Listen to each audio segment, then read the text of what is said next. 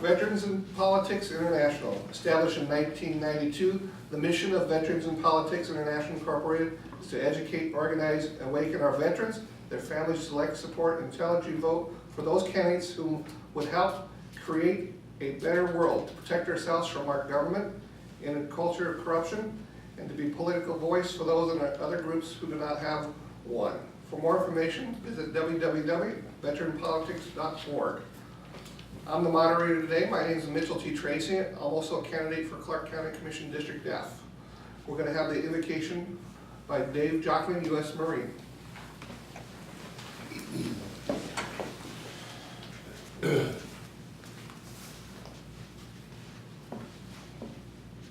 Father Almighty, God of Abraham and Isaac and Peter and Paul, creator of all that is good and everlasting, we come to you with humble hearts to ask for your blessings and guidance.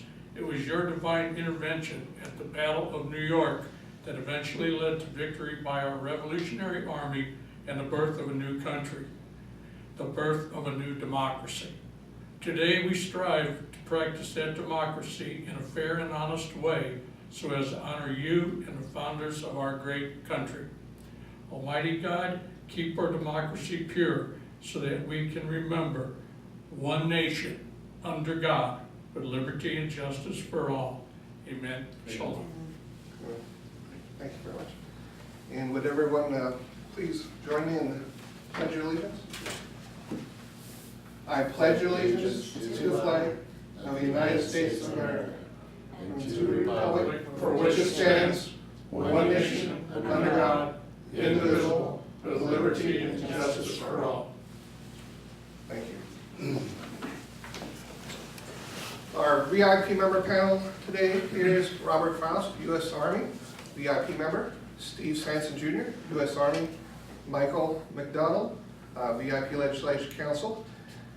The sponsors, Ron Q for Clark County Treasurer, Michael Broadway, Real Estate, Real Water, Lakeside Business Suites.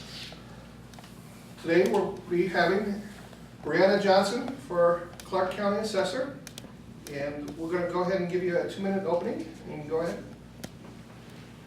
Good morning, everyone. As he mentioned, my name is Briana Johnson.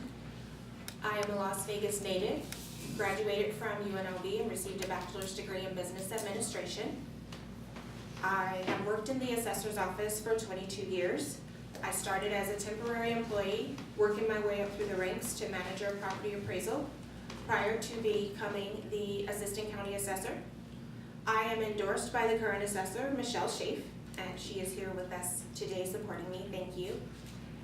And I am running for this position because it is such an important position that it is not a position that you don't know anything about the office. I think it's important that you have knowledge of and experience in the office in order to run for this position.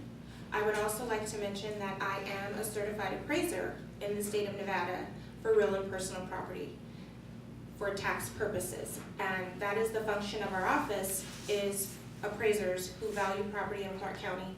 So I hold that certificate as well for the state of Nevada.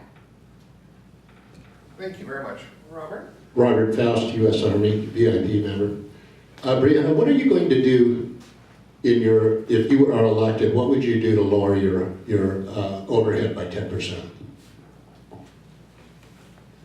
Well, a lot of what we do, and we have done this already, of course, over the past, since the downturn, we have already reduced our staff from about 160 employees to 130 employees. And what our office's main focus is technology. So we use technology a lot to work smarter, not harder. So we will continue to do that and advance in technology to reduce our cost and allow things to be done more efficiently. And I think in our office, technology would be the thing that would help us to do that. Thank you. Steve Sanson Jr., U.S. Army.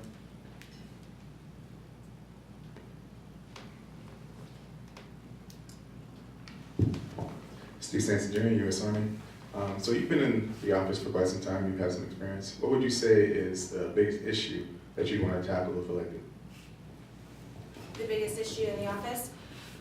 The biggest biggest issue that we currently run into, and we do our best to work with other entities, and of course, for us, we are to discover, value, and list all property in Clark County. And to do that, of course, we have to be on the ground and find out what's happening or rely on other sources. The biggest thing, I think, is just a small issue, not a major issue, is to be able to have better access to some of the plans from the different entities, which allows us to be more accurate in our assessments if we can't get into particular homes or businesses or things of that nature. But overall, our goal is to, if we don't have those things, we are out and about and we are definitely in the field doing those things, but sometimes the plans could have a little bit more information that will help us to be a little bit more accurate in our mass appraisal process. Hi, Michael McDonald, VIPI, Legislative Council, Family Civil Liberty Union, Restoring Freedom. I've got a question about the assessor's office and what you can do for the position. If elected, would you be able to help lower taxes or to help the burden on taxes? And also, do you support the new property tax that they're proposing? Okay, so, I'm sorry, you mentioned what would I be able to do to lower taxes? Okay, well, starting out, the assessor's office, we don't make policy. We rely on the legislature to do that. So the best thing that we could do is provide them with the best and most accurate information to allow them to make the best informed decision that they can make.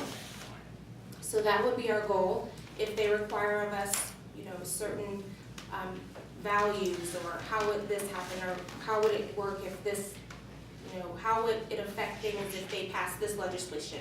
That would be the main thing that we could do, and of course we could weigh in on our position or how we felt about that. But we don't have the ability as the assessor's office to lower taxes. But what we do is we do offer exemptions that we offer to veterans, disabled veterans, surviving spouse, and the blind. So we do have that exemption that can help for those that qualify for those programs to get a reduction in their real property taxes or at the DMV. But we don't set policy, we rely on the legislature, and again, we would just be open and transparent with our data to help them to make the most informed decision. And I'm sorry, you had a second part to that? So do you support the new property tax that's been proposed?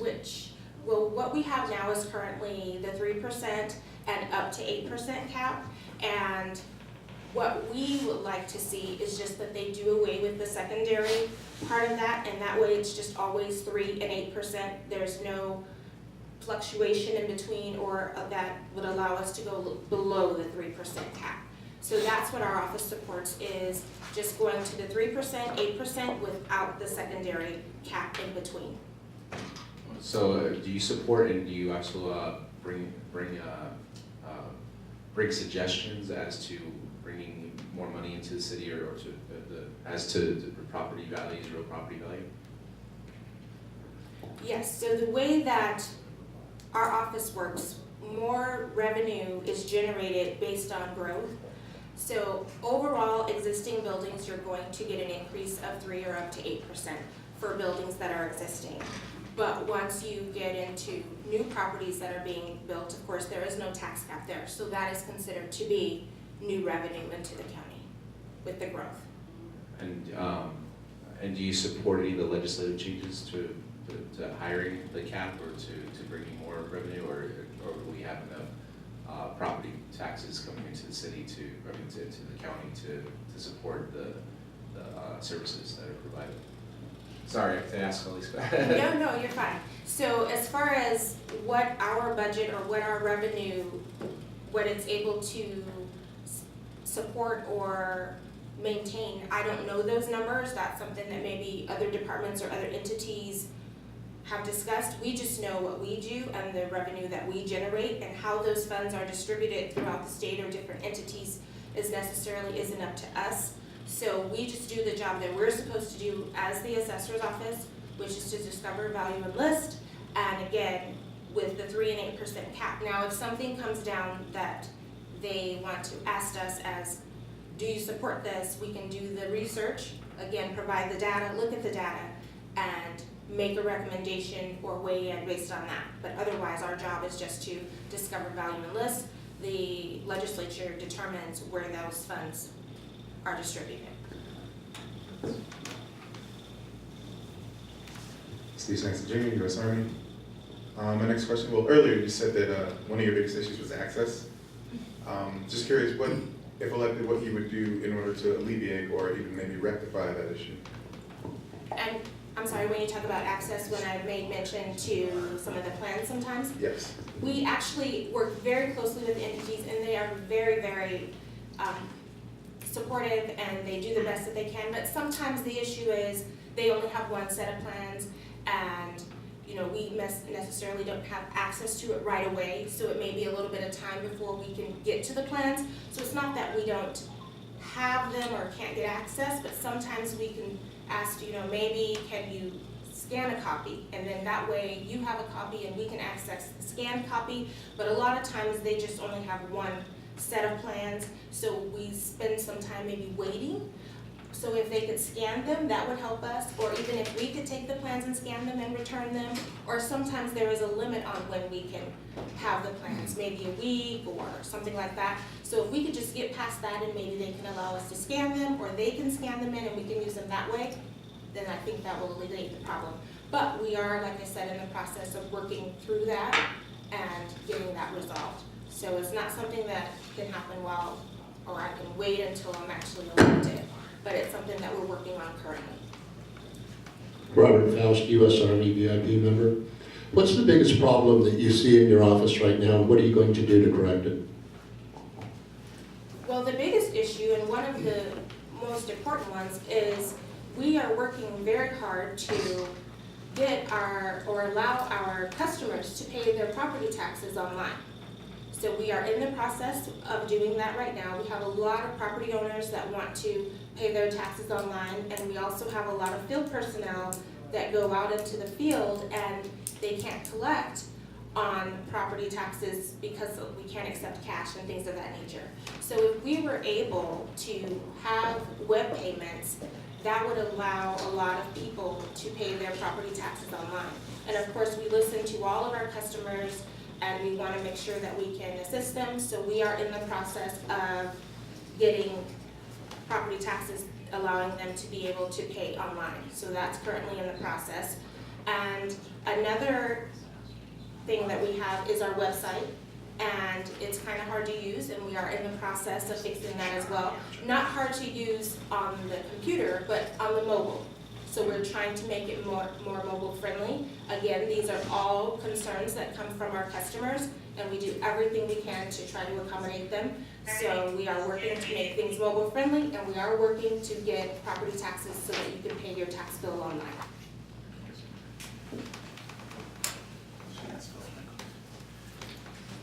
Hey, Michael. Michael McDonald. So another question, being those technology challenges, I use your website quite a lot, and a lot of real estate personnel do, and you guys do a great job and have good access to information. What I do see as part of the county and other municipalities, it's a great thing for web pay. It's also needed in taxation, and there's a business license. There's a couple of things you cannot pay online still, which we're in the technology age, we should have that. So speaking to that, is there any other technology, such as technological advances that you'd like to see in the assessor's office, like let's say virtual tours or virtual accessing? I know that they also do flybys and aerial surveillance as well. So what would you try to implement as to be abreast of the technology age? So with that, our office, we are actually looking into, technology-wise, is change detection. So what we do now is we have aerial flights that are flown, and we do some of our discovery using the aerial maps and locate things that we may not have on the tax roll. But what this aerial detection will do is it takes an overlay of our sketches, and it determines or even the previous year's aerial maps, and then it's like an overlay, and it looks to see what has changed. And with that change detection, we can automatically, take, let's just say last year it was just the home itself, and this year now the overlay sees maybe a patio. That would trigger a flag to our office to say this parcel has changed and what has changed, and then that way we don't have to rely so heavily on permits or different things from other entities. That change detection with the aerial flyovers from year to year will help us to better get an understanding of what's happening out there and add more value to the tax roll. Now, one more question off of that. You don't, if you do discover more additions and things like that, you guys don't go after or fine or try to have them permit those additions or things, right? That are done illegally or without permits, do you? No. If it's on their property, we pick it up. And if we don't have a permit for it, we still pick it up. We don't go after the property owner to determine whether or not it was permitted. Okay, cool, thank you. Mhm. That was my question. Oh.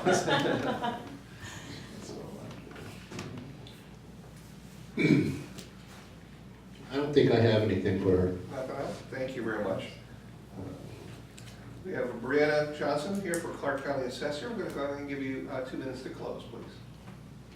Thank you. And I do want to say for all of you that have served or are continuing to serve, we thank you for your service. And I thank you, each and every one of you, for coming this morning and giving me the opportunity to speak to you today. And I would also like to say, if you don't have your veterans exemption, please contact our office so that you can get that, for those of you that are veterans. And again, I thank you for your time. I appreciate the interview, and that's it. Thank you. Thank you very much.